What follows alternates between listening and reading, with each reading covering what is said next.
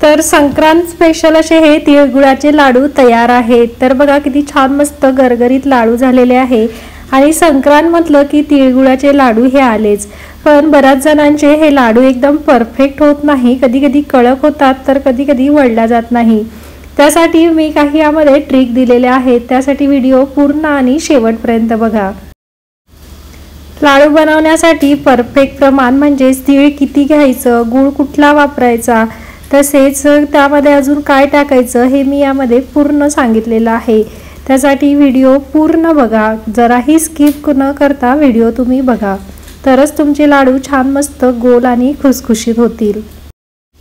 पण त्याआधी जर तुम्ही श्रुतीज कॉर्नरला सबस्क्राइब केलं नसेल तर सबस्क्राइब करा आणि शेजारील बेल आयकॉन प्रेस करा, जेणेकरून माझे नवीन व्हिडिओ तुम्हाला सर्वात अगोदर बघायला मिळतील। इथे मी 1 वाटी पांढरे तीळ घेतलेले आहे। तर माझे हे विदाउट पॉलिश असे गावरान तीळ आहे।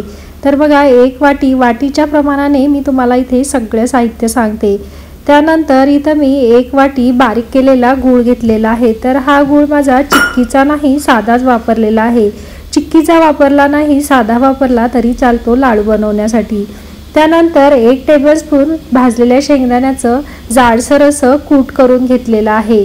आणि आपल्याला यामध्ये थोडंसं तूप टाकायचं आहे, त्यासाठी मी 1 टेबलस्पून तूप घेतलेलं आहे आणि हाताला लावायला सुद्धा आपल्याला तूप लागणार आहे।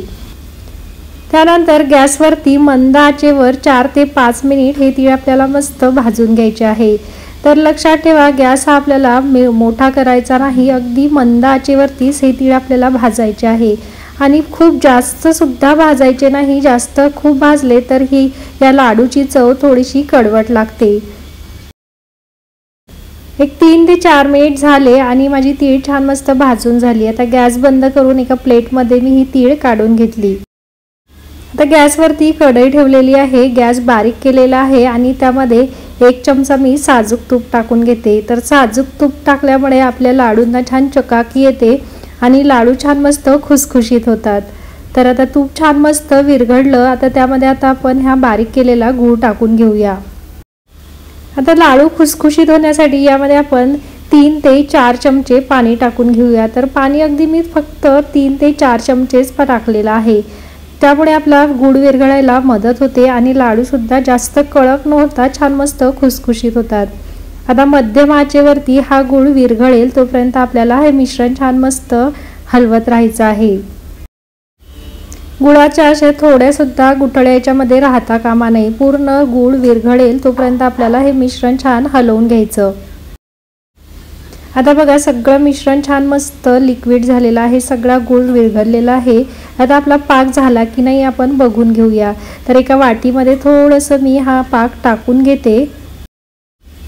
तर बघा असा पाण्यामध्ये टाकल्यानंतर आपल्याला थोडंसंच त्याची गोळी व्हायला पाहिजे, एकदम चिक्की बनवताना जशी टणक गोळी बनवतात तशी आपल्याला लाडूसाठी बनवायची नाही। तर बघा असं तार तुटतोय म्हणजे आपला पाक छान झालेला आहे आणि गोळी अशी टणक झालेली नाही, एकदम चिवट आहे, म्हणजेच पाक आपला रेडी आहे। आता यामध्ये आपण तीळ टाकून घेऊया। पाक जर तुम्ही एकदम कडक केला तर लाडू तुमचे खूप कडक होतात आणि खुसखुशीत होत नाही, म्हणून लाडू बनवताना पाक हा थोडासा सैलसरच करावा। तर आता याच्यामध्ये मी बारीक केलेले शेंगदाण्याचे कूट टाकून घेतले आणि तीळ सुद्धा यामध्ये टाकून घेतली आणि आता मस्त हे मिश्रण मिक्स करून घेतलं आणि मिक्स केल्यानंतर लगेचच आपल्याला गॅस बंद करायचा आहे। तर खूप जास्त वेळ आपल्याला याच्यामध्ये घालवायचा नाही, पटापट हे मिश्रण छान मिक्स करून घ्यायचं।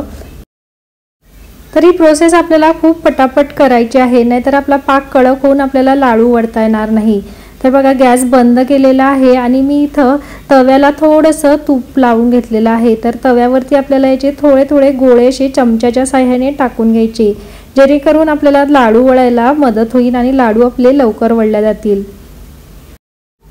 तर लाडूच्या आकाराचं मिश्रण मी थोडं थोडं या तव्यावरती काढून घेतलं, म्हणजे की आणि या तव्याला तूप लावल्यामुळे तव्याला हे मिश्रण चिटकत नाही आणि हा तवा असाच या कढईवरती ठेवला, जेणेकरून हा तवा आपला छान गरम राहील आणि मिश्रण लवकर थंड होणार नाही। ज्यामध्ये हा मी पाक बनवला त्याच कढईवरती मी हा तवा ठेवलेला आहे, जेणेकरून आपल्या कढईच्या उबदारपणामुळे हा तवा सुद्धा गरम राहील। आणि आता हाताला थोडंसं तूप लावून हे लाडू असे पटापट वळून घ्यायचे आहे। तर बघा गोल असे गरगरीत माझे लाडू तयार झालेले आहे। तर बघा किती छान आणि पटकन होतात, तुम्ही फक्त ही प्रोसेस खूप फास्ट करायची आहे। तर बघा किती छान मस्त लाडू तयार झालेला आहे। तर अशाच प्रकारे सगळे लाडू बनवून घ्यायचे आहे। खूप पटापट आपल्याला हे लाडू वळायचे, नाहीतर मिश्रण आपलं पुन्हा कडक होईल आणि लाडू पाहिजे तशा आकारात तुम्हाला वळता येणार नाही। तर बघा असे मस्त खुसखुशीत लाडू माझे तयार झालेले आहे। तर खूपच पटकन हे लाडू होतात, फक्त पटापट ही प्रोसेस करायला पाहिजे आणि अगदी किचकट नाही। तुम्ही फक्त लक्षात ठेवा की पाक बनवताना याच्यामध्ये थोडंसं पाणी टाकायचं आणि तूप टाकायचं आणि आपल्याला हा पाक खूप असा कडक करायचा नाही, ज्याप्रमाणे आपण चिक्की बनवतो त्याप्रमाणे अजिबात करायचा नाही, नाहीतर तुमचे लाडू खूप कडक होतात। तर पाक हा आपल्याला थोडासा फक्त गोळा बनेल पाण्यात टाकल्यानंतर, तेवढाच पाक आपल्याला हा शिजवून घ्यायचा। तर माझे असे हे खुसखुशीत लाडू तयार आहेत। तर तुम्ही सुद्धा या संक्रांतीला नक्की करा आणि कसे झाले मला कमेंटद्वारे नक्की कळवा। मी सांगितलेल्या पद्धतीने तुम्ही परफेक्ट लाडू केले तर तुमचे लाडू कधीच चुकणार नाही। तर चला तुमच्या परिवारासोबत तुम्ही हे ट्राय करा आणि तुमची संक्रांत साजरी करा। तर तिळगुळ घ्या आणि गोड गोड बोला। चला तर मग पुन्हा भेटूया नवीन अशाच एका रेसिपी सोबत। तोपर्यंत खात रहा, मस्त रहा। धन्यवाद, बाय बाय।